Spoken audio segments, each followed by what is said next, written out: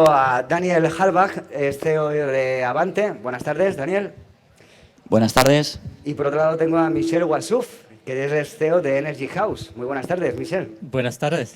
Espero haber dicho bien los nombres, en primer Perfecto. lugar. Perfecto. La temática, lo que vamos a tocar es Passive House en clima mediterráneo.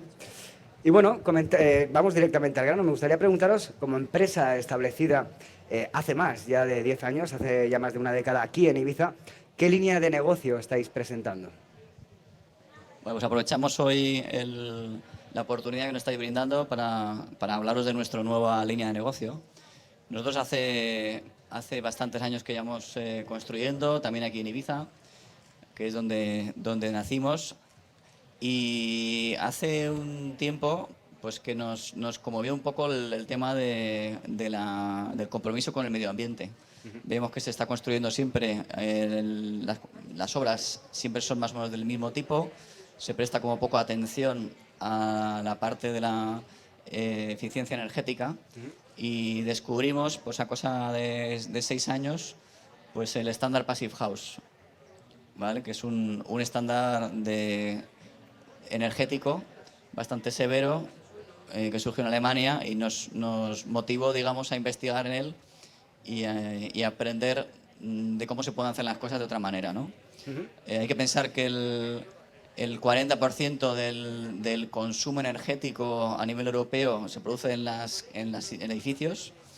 Entonces, ahora que está tan a la orden del día hablar del tema del ahorro energético, pues realmente en la edificación tenemos que trabajar en ello porque el consumo es brutal, ¿no? Sí, sí. Entonces, pues creamos hace un tiempo una línea de negocio nueva que se llama Comfort, que es la que venimos un poco a presentar, ¿vale? Que es el Passive House by Avante. Es decir, hemos incorporado en nuestra línea de negocio el construir con el estándar energético más eficiente del mundo, ¿no? Todo esto pues implementado junto con la ISO 9001 que tenemos desde hace bastantes años también, pues hace que podamos ofrecer a nuestros clientes pues un servicio más completo, con más calidad, con más confort, que es lo que nos da al final este tipo de edificación. Y tenemos capacidad para desarrollar cualquier tipo de edificación, de cualquier tipo de sector, ya sea de edificación, terciario, hotelero, ¿no? Y en todos ellos se puede aplicar este estándar. Sin lugar a dudas parece un concepto más que interesante. Para la gente que nos está viendo desde su casa o desde cualquier lugar a través de nuestras redes sociales, ya que estamos en directo, ¿qué son las Passive House para, como decía, pues para aquellas personas que lo desconozcan? Pues mira, el Passive House es un estándar de eficiencia energética que surgió en Alemania hace 30 años ya, motivado por la curiosidad de unos físicos que a la labor de la crisis energética que hubo en los 80, pues se preocupó por investigar un poco y ver de qué manera se podía mejorar la construcción, ¿no? Y entonces son los que crearon realmente en Alemania, pues en el 90, el estándar Passive House. Hoy tenemos la suerte de contar entre nosotros con Michel Warsuf, que es un experto y pionero en España de lo que es el Passive House. Él fue el primero realmente que empezó con esto en España, el primer certificador oficial del Passive House Institute de Alemania. Y qué mejor para explicar un poco lo que son los Passive House. Bueno, gracias Daniel para estos piropos. Bueno, el Passive House en principio se conoce sobre todo por la alta eficiencia energética, Sí. pero tiene 3 ejes principales. Una es la eficiencia energética, pero luego hay el eje del confort, porque está calibrado con unas normas ISO internacionales para que la gente pues, en invierno no tengan frío ni en verano no tengan calor dentro de las casas, ¿no? Una cosa que en principio bastante lógica. Y luego hay un eje de salud que también yo creo a día de hoy es muy interesante porque trabaja con un sistema de ventilación controlada. Se puede, desde luego, abrir las ventanas y ventilar a través de las ventanas siempre cuando uno quiere. O sea, de hecho, para la certificación es obligatorio que cada habitación tenga una ventana para abrir batiente o una corredera o lo que sea.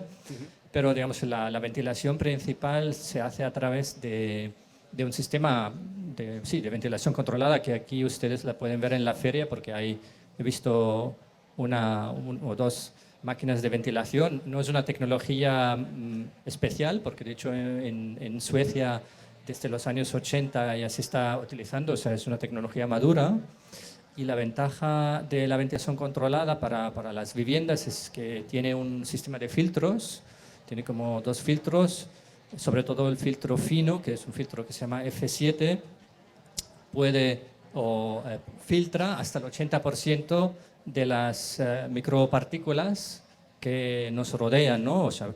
O pólenes, ¿no? O sea, aquí en un ámbito rural pueden ser los pólenes, o si estamos en Palma o en Barcelona o cualquier ciudad del mundo, pues hay una carga importante, ¿no? de contaminación atmosférica, ¿no? De hecho, hay en España, hace poco leí que más del 60% de la población sufre enfermedades pulmonares, o alergias, ¿no? Toda esta gente pues está por fuera pues respirando este aire, que esto no será difícilmente ahora mejorable, pero dentro de estas viviendas, con el sistema de ventilación controlada y con el filtrado, son filtros que tienen su normativa y que tienen sus declaraciones, normalmente hasta el 80-90% de las micropartículas EPM1, o sea, de 1 micrómetro, Sí. quedan atrapados en este filtro, ¿no? Con lo cual es una ventaja importante, ¿no? Porque todo lo que son coches o lo que son otro tipo de partículas, las pequeñas, ¿no? Que son por debajo de 30 micrómetros, y los que normalmente entran en el aparato respiratorio, pues se quedan ahí fuera, ¿no? A ver, el tema del COVID no hay todavía estudios, porque ahí estamos hablando de nanómetros, pero muchos agentes nocivos yo creo que quedan ahí pues fuera de nuestra. Me comentabais además que el Passive House surgió en Centro Europa, y me gustaría preguntaros si tiene sentido el estándar Passive House en el clima mediterráneo y concretamente aquí en Baleares, por supuesto. No sé quién de los dos quiera responder. Yo creo que sí, porque, bueno, por un lado es cierto que la demanda de calefacción o de refrigeración, yo no soy de Baleares, pero entiendo que hay una demanda de calefacción y de refrigeración a lo largo de todo el año, quizá probablemente más de refrigeración, ¿no? Y allí lo que marca ya no solo el código técnico, sino los compromisos nacionales o gubernamentales no sé ahora si hay un compromiso, me imagino que sí, de descarbonización, también en Baleares. Hay una hoja de ruta hasta el 2050, hay ciudades y regiones que se adelantan, que ya el 2035 se comprometen en llegar a un balance CO2 neutro. Y allí, pues lo que ya ha dicho Daniel, el sector de la edificación y seguro también en Baleares es uno de los importantes, ¿cómo se dice? Pues emisores, ¿no? de CO2. Y esto a nivel político, luego a nivel de usuario final, pues sí, es un estándar que va más allá del código técnico, que de hecho el código técnico va copiando, o sea, lo que ahora construye a día de hoy con el código técnico se supone que está construyendo con una tecnología ya antigua o obsoleta, ¿no? O sea, lo que el promotor que quiere construir a día de hoy con una tecnología ya apropiada a los compromisos políticos, tiene que optar por tecnologías como el Passive House, ¿no? Entiendo. Sí, para dar algún dato, ¿no? Al final el estándar Passive House, aunque existe hace 30 años, está muy por encima todavía de lo que es la normativa actual del código técnico. Es decir, hemos tenido una revisión del código técnico en el 2019 y aún así queda bastante lejos las condiciones que exige el código técnico de las que exige el Passive House, ¿no? Y esto implementado en el clima mediterráneo, pues incluso tiene más sentido todavía, si acaso, que en un sitio como donde surgió, que es Alemania. Alemania, al final, el problema que tiene es el invierno, que hace mucho frío. Ponemos un aislamiento muy bueno y ya está. Pues en Baleares, en clima mediterráneo, es más complicado, tenemos que descubrir dos cosas. Aquí también hay días que hacen 5 grados y que está nublado, pero también tenemos muchos días con casi 30 grados o por encima de 30, que nos refresca por la noche y tenemos que mantener las condiciones de confort. Entonces el Passive House encuentra la manera de, comprobado con unas herramientas de cálculo, asegurar después que el confort se va a conseguir. Se va a estar entre esos 20 y 25 grados según sea invierno o verano. Qué bueno. Y que vas a conseguir tener un espacio confortable y sobre todo que todo lo que se ha previsto en el cálculo, en el diseño, en el proyecto, al final se va a ver realizado y el usuario final es el que va a darse cuenta que efectivamente aquello que le comentaron en su momento pues es realidad, porque viene certificado desde un instituto alemán independiente que se asegura a través de certificadores como Michel, que hay actualmente, creo que sois 6 en España, los que estáis autorizados para certificar, se asegura de que efectivamente el proyecto se ha ejecutado de acuerdo a ese estándar y que por tanto los resultados de ese edificio van a corresponder con lo que se ha previsto, ¿no? Lo que estaba pautado. Te quería hacer una pregunta, Daniel, a ti precisamente, desde Avante. ¿Qué experiencia tenéis bajo el estándar Passive House? Sí, pues mira, nosotros llevamos, como decía antes, 6 años desde que nos enteramos de que existía este estándar, porque fíjate que en España unos pocos, hace 10 años como Michel, o igual 12 ya, no sé cuántos años han pasado, sabíais de esto, que lo habéis visto en otros países, ¿no? Pues nosotros hace 6 años vimos todo esto del Passive House, dijimos, oye, pues esto nos motiva porque es una manera distinta de construir, porque no hacemos lo de siempre, buscamos que la casa finalmente tenga un confort real, que no sea todo empírico, que no sea simplemente cumplir unas tablas, hacer un cálculo detallado y que corresponda con la realidad y que esto nos motiva, ¿no? Entonces, lo que fuimos haciendo es formar a nuestro equipo, porque al final construir bajo el estándar Passive House requiere de conocimientos concretos, porque hay cosas como, por ejemplo, la hermeticidad, que es uno de los criterios del Passive House, que en una edificación normal, según código técnico, no se habla de ello ya en la última revisión, pero no se exige realmente ni se hace una comprobación real in situ de que esa hermeticidad existe, ¿no?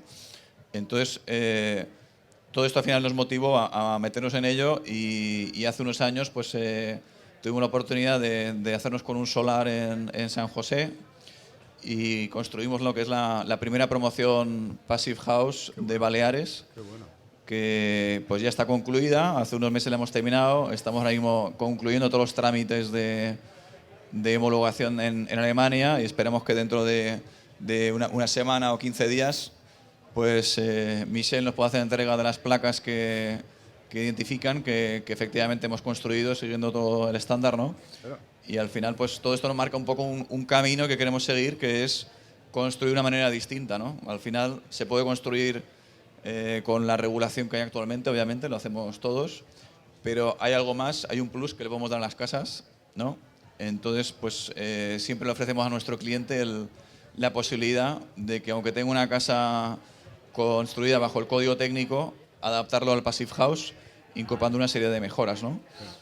Y al final, pues muchos de los clientes nuestros pues están interesados por ello y al final pues acabamos incorporando criterios del Passive House en la construcción o incluso haciendo unas viviendas Passive House, ¿no? Claro, de hecho os quería preguntar que cómo se puede trasladar lo que es el estándar Passive House a la isla de Ibiza.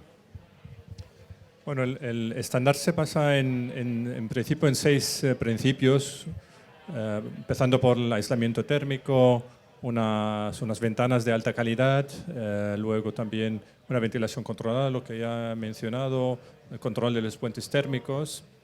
También es importante las estrategias propiamente pasivas, o sea, una buena compacidad, una buena orientación del edificio, ¿no? Hacia sur, imagino sería lo ideal. Una muy buena protección solar por el exterior es imprescindible, ¿no?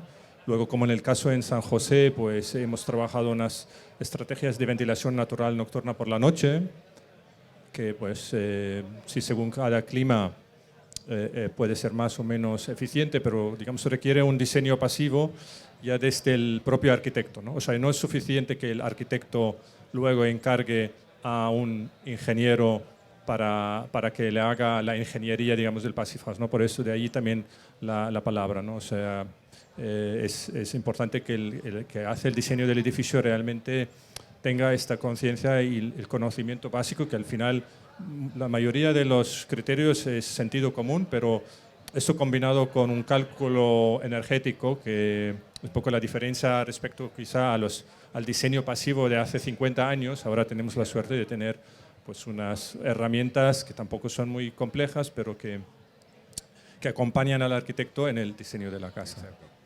Bien, pues no sé si querías añadir algo, Daniel. Sí, al final, un poco al hilo de tu pregunta, las viviendas con el código técnico se pueden adaptar perfectamente al Passive House. Si el proyecto ya existe, obviamente es más fácil, digamos, si partimos de cero y aplicamos directamente estos criterios para hacer la construcción, digamos, lo más eficiente posible, también digo a nivel económico, ¿no? Que además esto es otra cosa que quería destacar, ¿no? Al final una pregunta que se repite mucho, bueno, ¿y el Passive House cuánto cuesta más, ¿no? Y al final yo siempre digo, el Passive House no cuesta más, el Passive House cuesta menos, porque no nos podemos limitar a... Igual que cuando compramos un coche, ¿no? Decimos, oye, este coche que vale 20.000 euros, sí, pero ¿cuánto consume? ¿no? Sí, claro. Es la pregunta automática que hacemos, aparte de la potencia y demás, si nos gusta o no, el consumo. Pues en las viviendas pasa lo mismo. Y en la vivienda, el coche a los 8 o 10 años lo hemos cambiado. La vivienda la compramos, hacemos una inversión única, igual vivimos una casa 20, 30 años y la casa en sí misma tiene 50 años de vida. ¿no? Entonces, ¿qué ocurre? Pues que esa pequeña inversión adicional, al cabo de 7, 8 años, te está devolviendo dinero. Es decir, esto es como un fondo de inversión. Metes un poco de dinero y tienes a los 7, 8 años tienes un retorno. Es decir, ¿qué cuesta más un Passive House? No cuesta más, cuesta menos. A la larga. ¿Vale? Entonces, el Passive House también, yo creo que es una oportunidad de cara a los grandes tenedores de patrimonio, a los grupos hoteleros, a las entidades pues, locales, al Consell, para reflexionar sobre su parque inmobiliario y darse cuenta que al final la mayor parte de ese parque inmobiliario es a nivel energético es un cero a la izquierda, es decir, son casas que se han construido, edificios que se han construido hace 20, 30, 40 años, en la cual pues si había normativa de térmica pues era muy laxa, ¿no? Y pueden aprovechar ahora el momento para decir, oye, nos ha marcado ya Europa que tenemos que llegar al 2050, ¿no? Con un CO2 neutro, ¿no? Vamos a aprovechar y vamos a ir un poquito por delante, como ya están haciendo muchos ayuntamientos y muchas empresas, y están diciendo, mira, ese compromiso queda muy lejos, vamos a aprovechar y vamos a hacerlo antes. Y a través del Passive House, todos los edificios antiguos tienen una oportunidad también de una rehabilitación que se llama EnerFit, que es el estándar Passive House aplicado a la rehabilitación, que mediante los mismos criterios, con alguna pequeña particularidad, pues consigues hacer un edificio antiguo, hacerlo mucho más eficiente, ganar confort, estás regenerando el edificio, estás ahorrando energía, estás bajando los costes corrientes, que para un hotelero, por ejemplo, un gran tenedor que alquila edificios, pues es importante, ¿no? Pero sobre todo estás mejorando el confort del usuario, es decir, hoy por hoy ya existen en España ejemplos de vivienda pública que solamente se hace ya Passive House, en Navarra, en el País Vasco, en Madrid se está haciendo ya Passive House con vivienda del ayuntamiento. Hay hoteles ya, como un hotel en San Sebastián que es entero Passive House. Entonces hay un montón de iniciativas de otros ayuntamientos y organismos públicos que están haciendo esto, y al final pues animar, digamos, a todas las personas que puedan tener influencia a incorporar, digamos, el Passive House en su mentalidad y darse cuenta que al final le está aportando valor a su patrimonio y le está aportando también el poder distinguirse, sobre todo de otra oferta, bien sea hoteles, bien sea vivienda, porque tienes un producto pues mucho más destacado que el resto, ¿no? Yo después de escucharos me estoy muriendo de ganas de poner un Passive House en mi vivienda. O sea, yo no sé ustedes, pero me está pasando esto. Tienes que ir a San Sebastián, al Hotel Arima, ahí igual convencer a tu pareja o quien fuera para Y ya que voy a San con la Sebastián, excusa comer bien, ¿eh? Porque Esa es no la sé cómo se excusa, come. pero en verdad pues sería para verla pasar una noche en un hotel certificado Passive House. Pues Daniel, Michelle, antes de despedirnos, creo que tenías un vídeo preparado para visualizar. Os ponemos un corto timelapse que hicimos de la construcción de la primera promoción Passive House de Baleares, que está en San José. Perdona que sale un poquito deformado la imagen. Viendo la velocidad de los trabajadores, lo terminasteis en 2 semanas, ¿no?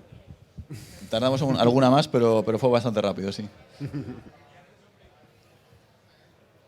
Pues nada, aprovechar, lo dicho, pues cualquiera que tenga alguna consulta, alguna duda, pues estamos en un stand, en este pasillo, y estamos encantados de ayudaros y de aportar información y demás. Muchas gracias. No, Daniel Salvas, muchas gracias a ti, CEO de Avante, y Mr. Westwood, CEO de Energy House. Te diría un fuerte aplauso para ellos dos. Muchísimas gracias desde Avante Group.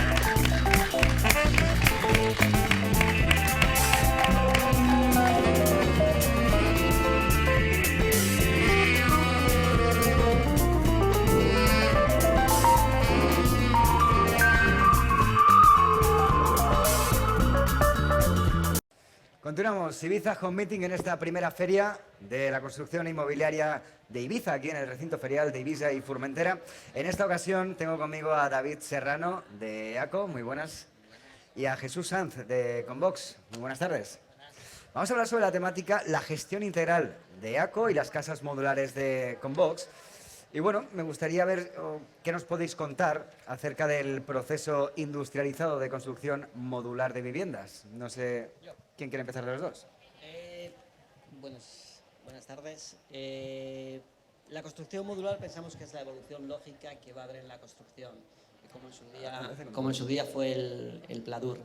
El problema que tenemos en la construcción ahora mismo es tanto recursos humanos como la logística para todo el tema de la construcción, con lo cual nuestra intención es hacer construcción modular industrializada, hacerlo en fábrica, prácticamente terminada, llegar al sitio de montaje y en 4 o 5 días tener la casa totalmente montada y equipada, es decir, llave en mano para poder entrar a vivir en 5 días. En España ahora mismo la construcción modular industrializada ocupa un 1% simplemente de la construcción total, mientras en el resto de Europa estamos, sobre todo en el norte de Europa, en el 40%. Con lo cual hemos apostado por ello, aparte de porque nos gusta, porque tenemos casi un 39% de poder desarrollar la construcción modular. ¿Qué beneficios presenta una vivienda prefabricada versus a una vivienda tradicional? Claro. Pues lo va a explicar mejor David, solamente decir que la inmediatez es lo que prima ahora mismo, claro. Con lo cual, como habéis visto aquí en la feria, en prácticamente 2 días hemos montado pero lo va a explicar mejor David. Bueno, más o menos lo que decía Jesús, ¿no? Lo que buscamos en vivienda prefabricada es llevar la obra en una fábrica, buscando, optimizando y modulando todos esos procesos constructivos, pero en una fábrica. ¿Qué conseguimos? Un mayor control del proceso, un mayor control de la calidad, una vivienda más sostenible y un ahorro en el tiempo, que al final es lo importante, ¿no? Podemos conseguir hacer una vivienda como la que hemos hecho ahora, un montaje en tres días, y en fábrica un proceso de fabricación de una vivienda de unos 60 metros cuadrados de un mes y medio. Y esto se consigue con un control exhaustivo de los procesos de construcción. Claro. Habías comentado que una vivienda industrializada es más sostenible. ¿Por qué motivo es más sostenible? Hay muchos motivos, pero al final los pilares de un producto sostenible es un ahorro en el producto. Al construirlo en una fábrica hay un aprovechamiento mucho más exhaustivo del material. Incluso podemos aprovechar materiales en otros productos. Utilizamos menos energía porque al ser un producto industrializado lo que conseguimos es reducir los tiempos, y el tiempo es energía. Claro.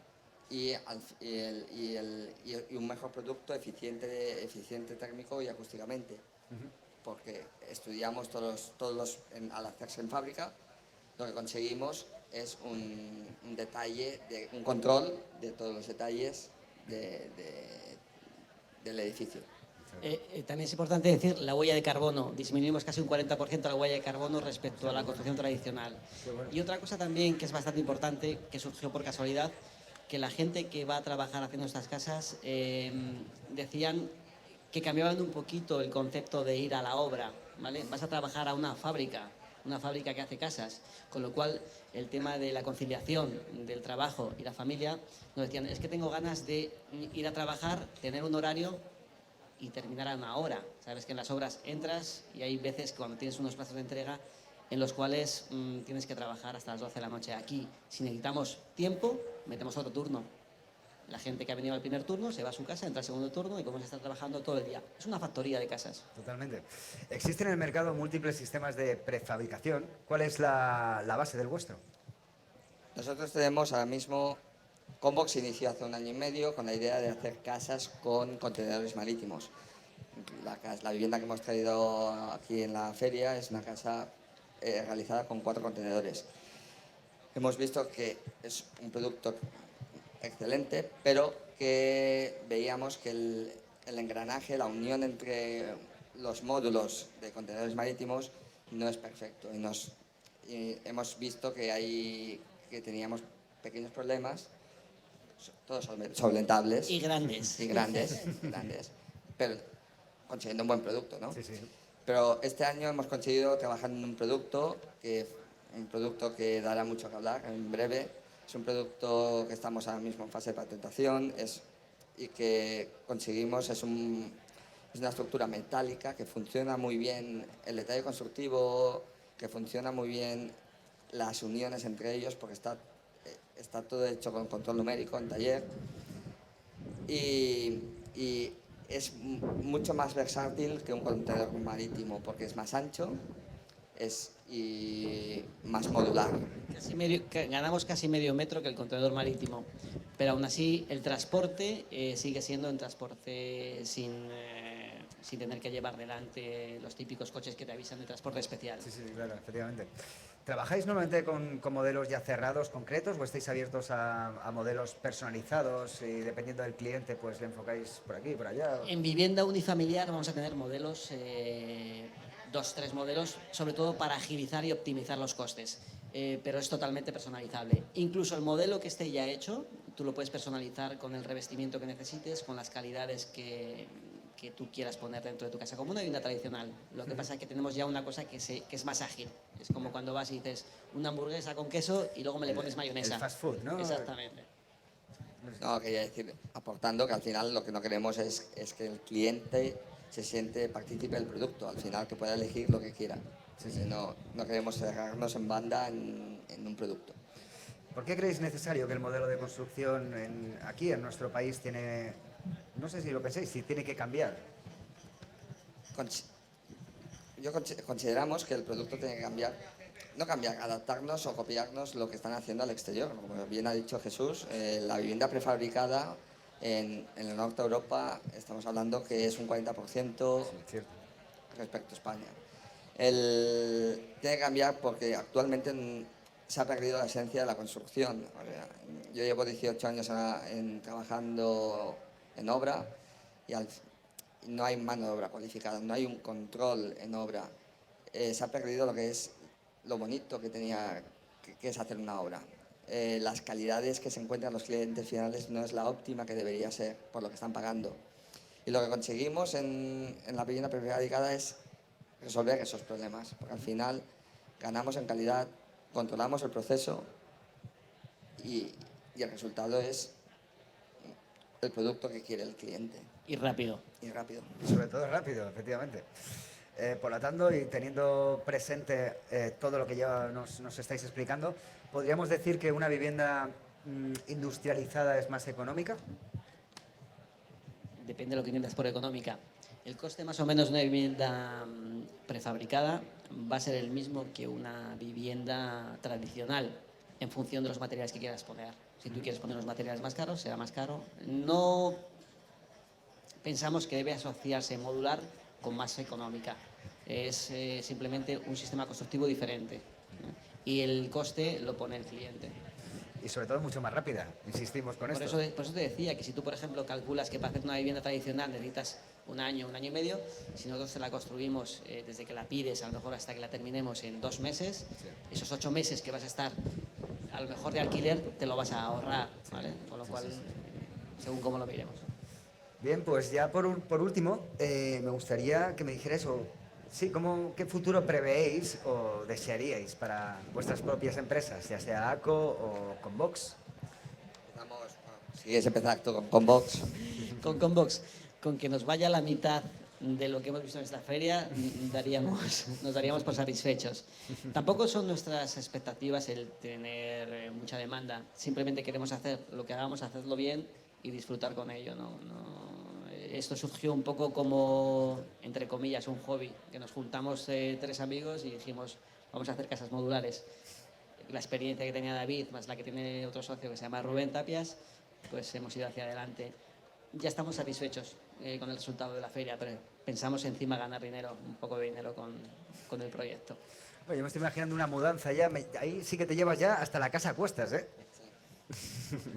Pues David Serrano, Jesús Sanz, os agradezco mucho estos minutos y nada, vamos a seguir disfrutando, como decía, de este Ibiza Home Meeting, esta primera feria de construcción inmobiliaria aquí en la isla de Ibiza. Así que nada más, muchísimas gracias y muchos éxitos. A vosotros. Gracias.